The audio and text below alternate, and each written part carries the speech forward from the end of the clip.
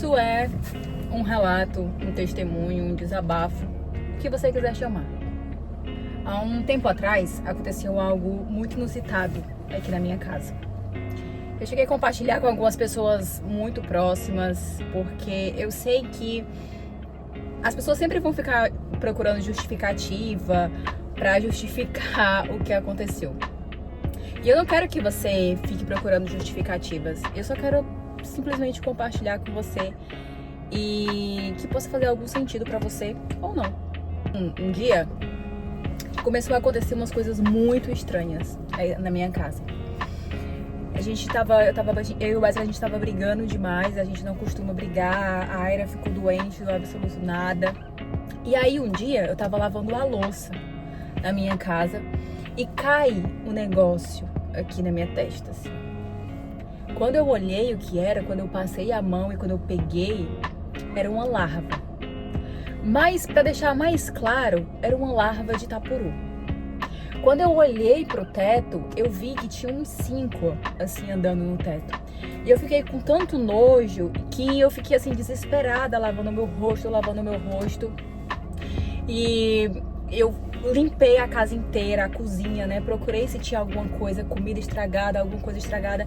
E não tinha absolutamente nada. E aí os dias foram passando. E de vez em quando a gente chegava na cozinha, se a gente olhasse pro teto ou pra parede, elas estavam lá. Não eram muitas, mas elas estavam lá. E o engraçado é que elas não saíam do armário, elas não estavam no lixo, elas estavam no teto ou na parede, assim. E a gente mandou detetizar a casa, demos uma geral, jogamos tudo fora. A moça que me ajuda em casa também deu uma geral. E elas não sumiram, elas continuavam ali. Até que um dia eu entrei no desespero tão grande, que eu tava com tanta raiva, com tanto nojo, sem saber o que era, de onde elas vinham. A gente chegou a cogitar que elas estariam, alguma coisa no teto estaria morto, né? Só que em cima da cozinha é o meu quarto. Então era meio que impossível, entendeu? Não tinha como. E teve um dia que quando eu desci pra beber água, porque às vezes eu descia de madrugada pra beber água, fazer alguma coisa, eu vi elas ali no teto e eu fiquei tão assim, com raiva e desesperada daquela situação, que eu peguei e toquei fogo. Eu acendi assim, um pedaço de papel e toquei fogo. Tem até uma marca no teto. E outra vez, eu tava sentindo muita cólica, em outra noite eu tava sentindo muita cólica, muita dor. E eu acordei 4 horas da manhã e desci pra tomar um remédio. Não tinha remédio. E nesse dia, nessa noite, tava assim, chovendo muito mesmo. Era muito trovão, muito relâmpago. E quando eu olhei, ela tava caindo assim, do teto de novo. E ali, eu senti muito forte no meu coração. Na verdade, eu já vinha sentindo isso muito forte no meu coração, dizendo assim: ora, ora, ora. E eu fui ignorando. A gente contratou detetização, a gente limpou tudo, jogou tudo que não prestava fora, entendeu? Mas eu sempre sentia uma voz ali no fundo dizendo: ora, ora. E aí naquela noite, 4 horas da manhã, quando eu desci pra tomar um remédio, que eu tava sentindo muita dor, ficou mais forte aquela intuição de tipo, ora. E ali eu comecei a orar na minha cozinha. E eu sabia, não sei, eu sentia que eu tinha que orar. Não era no pensamento, eu tinha que orar em voz alta. E aí eu comecei a orar na minha cozinha, 4 horas da manhã. Eu lembro que era muito trovão, assim, uns trovão. E quanto mais o barulho do trovão era maior, mais eu orava e chorava, enfim. E aí depois daquela oração eu tava tão cansada e com tanta dor de cólica que eu não subi pra dormir. Eu deitei, eu abri a porta da minha casa pra escutar o barulho da chuva, do trovão, e deitei no meu sofá e adormeci. Acordei no outro dia com uma Aira pulando em cima de mim no sofá. E desde então, foi passando os dias, eu não comentei nada com o Wesley, ele foi passando os dias. Aí um dia eu tava lavando a louça à noite e olhei pro teto, né? Quando eu olhei pro teto, elas não estavam mais ali. E aí eu percebi que já fazia uns dias que eu não via as larvinhas na cozinha. E eu perguntei pro Wesley, eu falei, Wesley, tu tem visto as larvas? Eu não tenho visto. E ele falou, não, já faz muitos dias que eu não vejo, que eu vou na cozinha e não vejo. E elas simplesmente sumiram. Só sumiram. E eu não sei o que você acredita ou o que você não acredita. E eu não tô contando isso com esse intuito, sabe? Se dizer que é macumba, é despacho, é inveja. Não é com esse intuito. O que eu quero dizer é que às vezes tudo que nós precisamos na vida e a gente resiste muito é uma oração. Às vezes está acontecendo coisas dentro da sua casa que você não encontra solução. Às vezes está acontecendo coisas dentro do seu trabalho que você não encontra solução. Na sua vida amorosa que você não encontra solução. E a solução às vezes está numa oração. Às vezes está faltando você orar. Porque a gente tentou de tudo. E eu sentia no fundo do meu coração, eu juro pra vocês. Eu sentia no fundo do meu coração, toda a vida que eu via aqueles lagartos. Ora.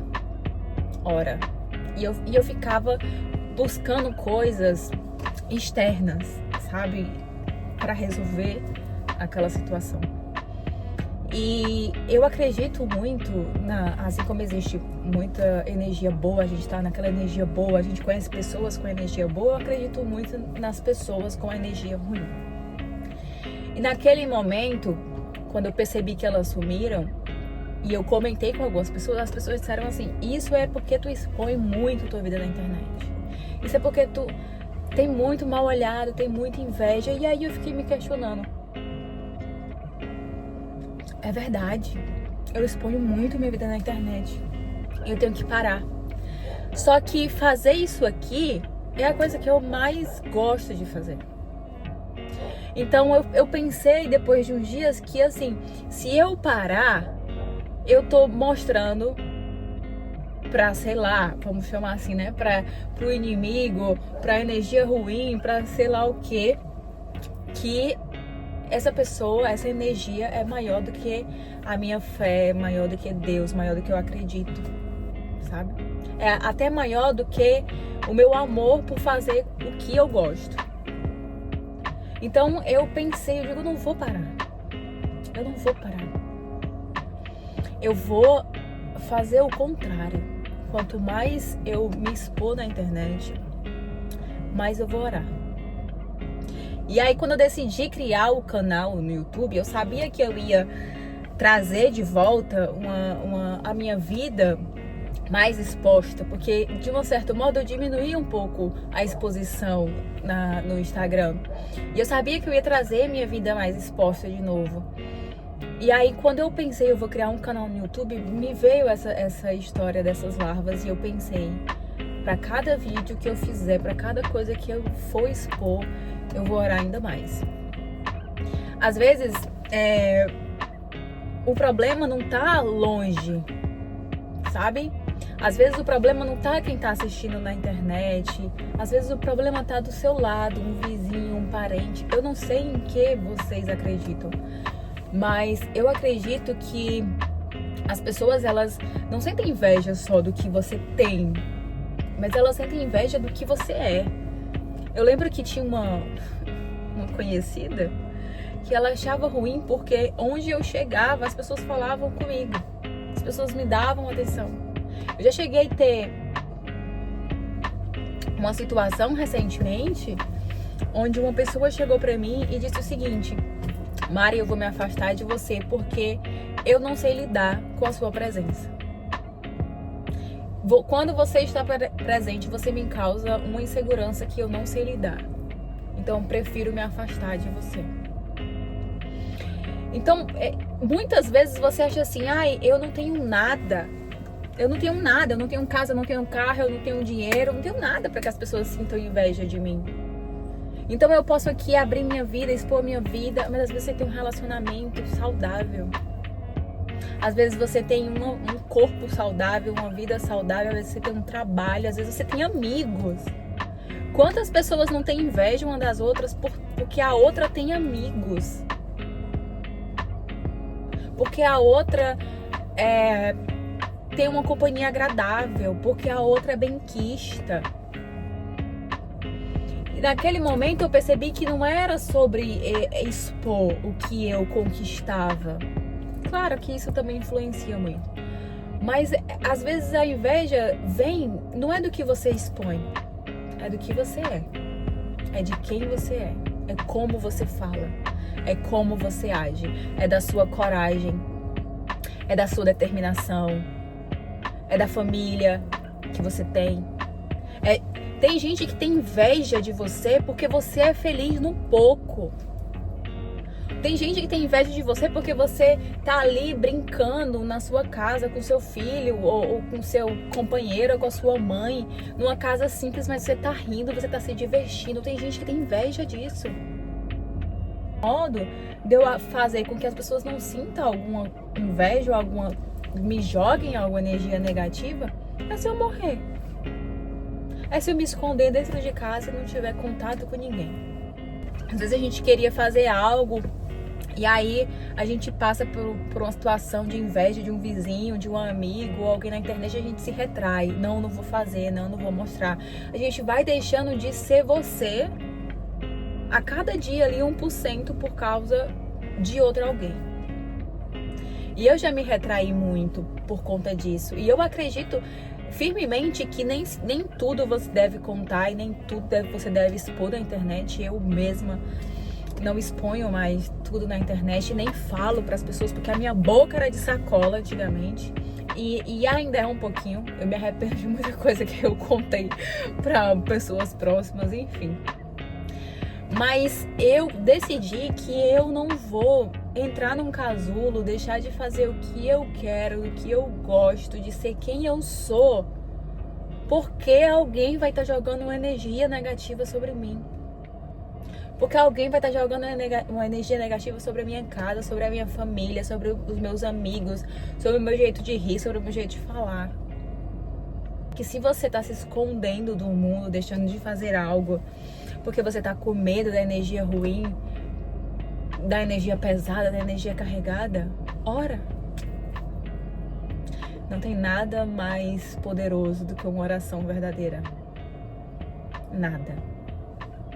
E eu pude sentir isso naquele dia que eu orei na minha cozinha para aquelas larvas misteriosamente que apareceram e sumiram misteriosamente também. Não tem nada mais forte do que uma oração. Então, se você está se sentindo perseguido, se você está se sentindo que alguma coisa na sua vida não está travada, ora. Às vezes a solução não é contar para o amigo, às vezes a solução não é expor na internet, às vezes a solução é ali dentro do seu quarto, você sozinha. Às vezes a solução está mais palpável e mais perto do que você imagina. E você está buscando coisas fora, como eu busquei. Porque é difícil, às vezes, por mais que a gente tenha fé, é difícil a gente acreditar que é espiritual, que existem essas coisas. É difícil. É difícil até pra mim, que eu acredito que eu sou uma pessoa cheia de fé. É difícil. É difícil olhar e pensar, isso aqui é algo espiritual. Não é nada podre. É outra coisa. É muito difícil. Foi preciso mais ou menos 1 mês, desde quando eu vi a primeira larva até o dia que eu decidi orar. Para que eu tomasse a iniciativa de eu vou orar, porque isso aqui eu já fiz de tudo, não tem mais jeito, eu vou orar. Ora pela sua casa, ora pelo seu trabalho, ora pelo seu relacionamento. Tem muita gente, não é querendo o seu bem material, é querendo as pequenas coisas que você tem. Tem muita gente querendo tua coragem, tem muita gente querendo o teu jeito de falar, o teu jeito de agir, a tua alegria. Quantas vezes a gente olha pra uma pessoa, eu mesma às vezes eu olho pra alguém e eu falo, nossa, como ela fala bem, como ela é legal. Você não precisa ter muito pra alguém querer se você. Não precisa. Você só precisa ter o que a pessoa não tem. E o que ela queria muito ter. Então, ora, eu não sei pelo que você tá passando, mas eu tenho certeza que uma oração vai ajudar a resolver. Quero dividir aqui com vocês só a minha rotina, o meu dia legal, o dia que eu tô fazendo várias coisas. Eu quero dividir os meus medos também. Eu quero dividir as coisas que acontecem, que a gente só divide com pessoas muito próximas, muito íntimas, como foi o caso dessa história. Eu quero dividir aqui com vocês os meus medos, os meus receios, as coisas que me apavoram, as coisas que me acontecem, para que a minha experiência chegue até você e que possa te ajudar de alguma maneira em algo que você está passando ou que você está vivendo. Então, o episódio de hoje era um desabafo.